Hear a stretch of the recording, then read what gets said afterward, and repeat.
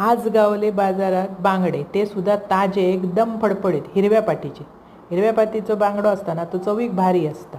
आणि आत्ताच खाडीचे असत ना, ते ताजे ताजे थोडे मासे येतात, जास्त काही येणत नाही. माका बांगडे गावले, जास्त नाही होते म्हणून 4 चिंगळ्या टाकल्या. मी करते आज आमटी बांगड्याची, म्हणजे तिकला म्हटलंच तरी चालत.